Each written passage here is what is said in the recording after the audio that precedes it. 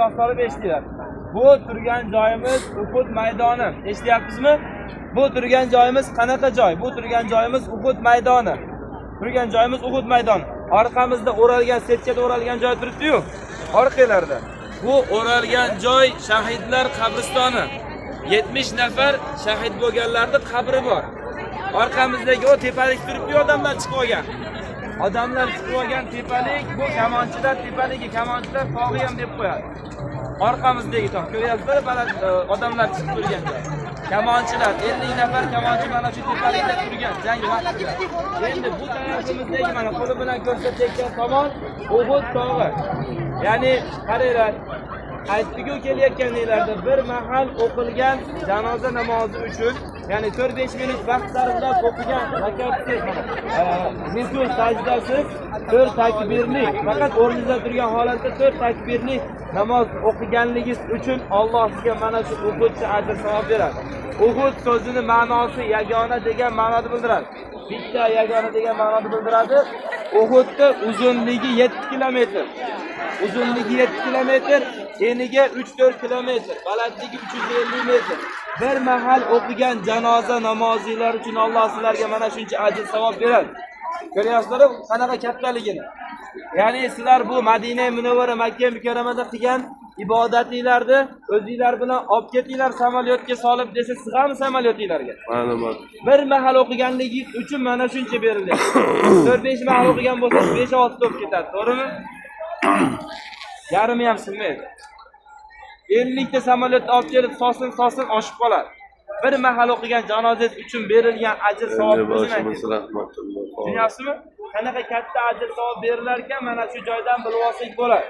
Bu Uhud maydonida qanday tarixiy voqea bo'lgan, eshityapsizmi? Quloq solinglar, eshitinglar hojonalar, sizlar uchun aytyapmiz. Bu joyda qanday tarixiy voqea bo'lgan? Uhud maydonida va Uhud tog'i atrofida qanday tarixiy voqea bo'lgan?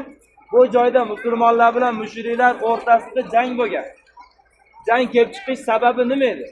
Boshidan aytib beryapman sizlarga. Jang kelib chiqish sababi nima edi?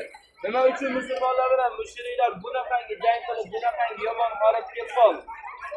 Mushriklar ko'pchilikda ittifoq qildi. Ya'ni mushriklar kimni yomon ko'rardi? Rasululloh. To'g'rimi? Bular ittifoq qildida biz hozir Muhammadni yo'q qilmasak, Muhammadni o'ldirmasak, Muhammadga ergashuvchi musulmonlar soni ortib ko'payib ketyapti. Hozir Muhammad ovozini o'chirmasak, musulmonlar ertaga ko'payib bizga muammo tug'diradi. Boramiz Muhammadni o'ldiramiz, qaytamiz. Faqat Rasulullohni o'ldirishlik uchun kelishyapti bular. Makka Mukarramadagi Quraysh qavmi boshchiligida qo'shni ittifoqdosh qavmlar mushriklar birlashdida 3000 nafar qo'shin tortib keldi.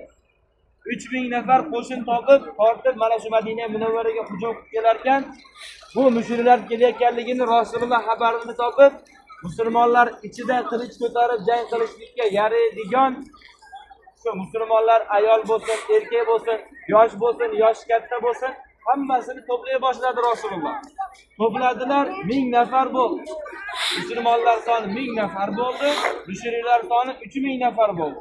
Endi musulmonlar 1000 nafar bo'ldi-yu, lekin 1000 nafari jang qilmadi. 300 ta munofiq bor. 300 ta munofiq bor edi. Munofiq kim? 200 namachi odam munofiq bo'ladi, to'g'rimi? Ya'ni bu ariqda bu tarafida turadi, qarasaki ariqda u betida ko'proq foyda bor. Darrov ariqda ikkinchi betiga shunday o'tib oladigan odam munofiq bo'ladi. Tushunyapsizmi? Vaziyatga, imkoniyatga qarab qo'lini surib oladigan odam munofiq bo'ladi. Ya'ni bitta tarafda shunday bo'ladi. Ya'ni bular jang qilish niyat yo'q edi. Musulmonlar tarafda turib jang qilishga niyat yo'q edi. Musulmonlar yengilsa bularga foyda edi o'zasi. Lekin bu holatdan avval ittifoq bo'lgan edi. Agar ya Rasululloh, agar Madina shahriga kimdir bostirib kelsa, biz siz bilan yelkama-yelka turib jang qilib, Madina Munawvarani himoya qilamiz deb va'da berishgan edi Rasulullohga. Lekin bularni kelayotganini eshitdi-da, "Bo'ldi Rasululloh, biz siz bilan jang qilamiz, biz sizni yoningizdamiz. Yelkama-yelka turamiz" deb va'da berishib turib, ayni jang qilinadigan payt orqaga chekinib qochib ketdi. Jang maydonidan chiqib ketdi 300 nafar munofiq. Endi bu munofiq shunchaki jang maydonini tashlab chiqib ketmadi. Ular mana shu Uhud atrofiga handoq qazib qo'ygan edi. Chuqur qazib qo'ygan edi. Bu chuqurga kim mushriklar tushib ketsin debmi? Yo'q. Musulmonlar tushib aziyat ko'rsin degan ma'noda chuqurlar qazib qo'ygan edi bu mushriklar, munofiqlar. Endi mana shu holatda jangchilar Rasululloh saralayaptilar. 1000 nafar bo'ldi dedik-ku. 1000 nafarning ichida ayollar ham bor dedik. Yosh bolalar ham bor edi. Bir yosh bola keladi-da, "Ya Rasululloh, meni jangchilaringiz safiga oling. Askarlar safiga oling" deganda Rasululloh nima dedi? Yo'q. Sen yoshsan, bor qaytib ket. Ikki bor, uch bor haligi bola kelaveradi. "Ya Rasululloh, meni jangchilar safiga oling. Men mohir kamonchiman. Men mohir kamonchiman. Bir joyni belgilab ko'rsating, o'sha joyga tekkiz beraman" dedi. Shunaqa mohir kamonchiman. Bir joyni belgilab ko'rsating, o'sha aytgan joyingizga tekkiz bera olaman dedi. Rasululloh bir joyni ko'rsatadi, aytganidek haligi bola joy gur beradi. Rasululloh ko'rsatgan joy gur beradi. Mohirligini ko'rdi Rasululloh. Jangchilar safiga qo'shdi. Endi oradan ozgina vaqt o'tmas haligi kamonchi bolani, mohir kamonchini oshnasi keladi, do'sti keladi. "Ya Rasululloh, men mana bu hozirgina olgan jangchilar safiga olgan kamonchi do'stimdan ko'ra men haqliroqman jangga qo'shilishlikka, jangga chiqishlikka" dedi. Nimaga? Chunki men agar bu bilan kurashsam, bellashsam, kurashda yengib qo'yaman. Kurashda hozir kurashtirsangiz yengib qo'yaman. Agar yengsam, jangchilar safiga oling. Yengolmasam, mayli orqaga qaytib ketaman. Ikkalasini birlashtirib ko'rdi, aytganidek bu kamonchidan ko'ra bu mohirroq bo'ldi, yengib qo'ydi. Ikkala do'stam o'tdi. Endi mana shu holatda 1000 nafar musulmon chiqdi, 300 tasi orqasiga qaytib ketdi munofiq. Nechta qoldi musulmonlar? 700 ta qoldi. Musulmonlar sahobalar aytishdiki, Rasululloh so'ragan. Madina shahrida turib ichkarida jang qilamizmi yoki tashqariga chiqaylikmi deganda sahobalar tashqariga chiqamiz dedi.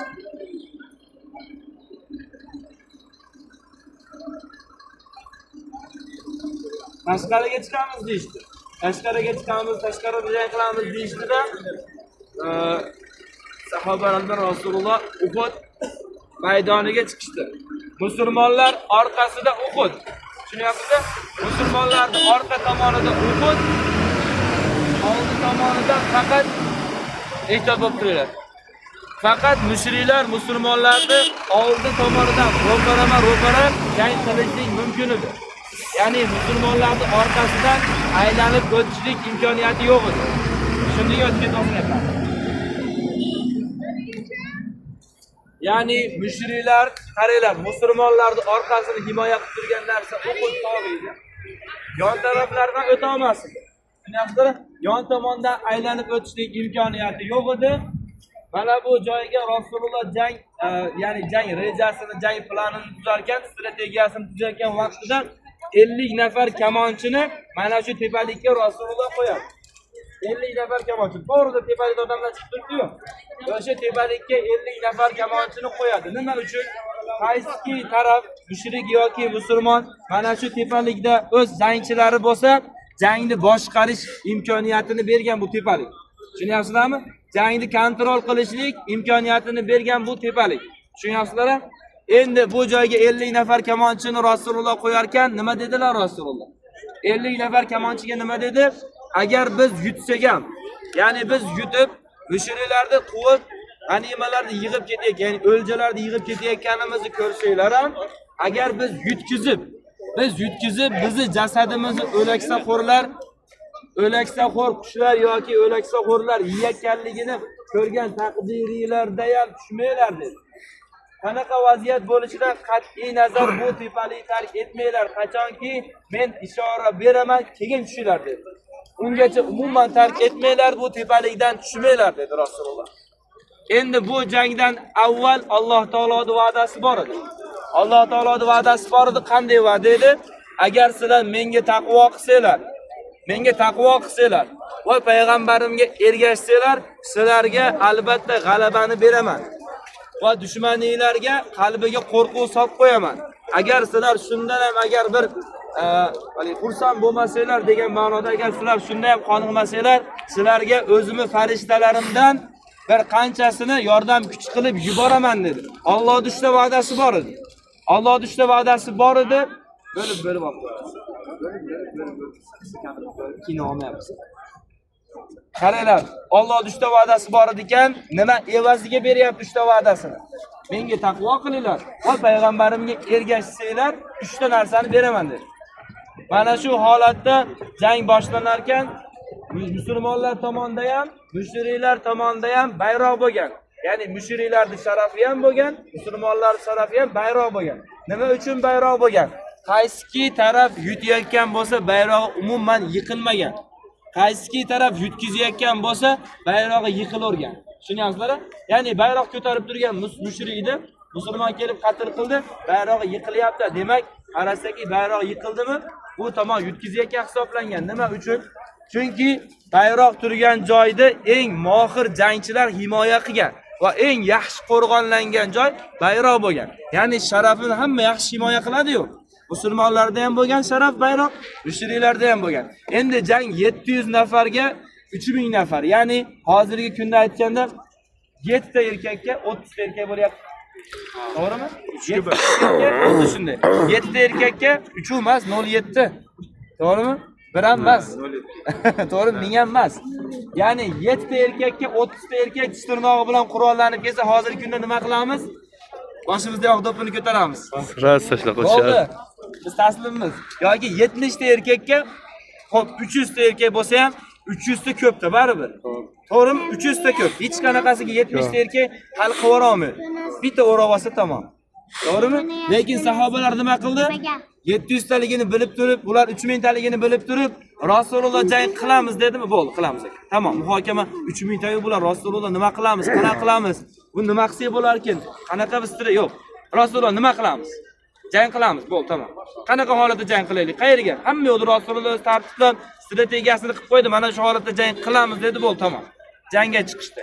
Ya'ni savol berolmadi. Ya'ni bu nima, qanday holatda sizlarga tushuntiraman? Dengiz oldiga keldinglar. Dengiz bo'yida turibmiz, ko'prik tepasida, ko'prik tepasida turibmiz. Oyog'imiz ostida suv. Dengiz bo'lsin, zo'r kanal bo'lsin. Ko'prik ustida turibsizlar, tashinglar deyilyapti. Hamma suvga sakrasin deyilyapti. Hamma suvga tashasin deyilyapti-da, savol qanaqa bo'lyapti? Kalla tashaylikmi? Oyoq tashaylikmi? Qorin tashaylikmi? Yo o'tirib tushaylikmi deyapti. To'g'rimi? Yo'q, tasha deyildimi? Xohlang kalla tashang, xohlang oyog'ingiz bilan tushing, xohlang yotib tushing. Tasha deyildimi tamom. Mana shu shariat shuni buyuryapti. Bo'ldi, qil dedim qilishga. Ya'ni bu Qur'onda ham keladi-yu, to'g'rimi? Eng uzun sura, eng uzoq qissa qaysi qissa edi? Baqara surasimi? Baqara surasi, ha? Baqara so'zining ma'nosi nima edi? Sigirmidi? Sigir voqeasi nima uchun uzun bo'lib ketdi? Musa alayhisalom aytdi, sigir so'ylar bo'ldi. Masalalar hal dedi. Qanaqa sigir so'ylar, ey Musa? Yoshi nechida bo'lsin? Rangi qanaqa bo'lsin? Kattaligi qanaqa bo'lsin?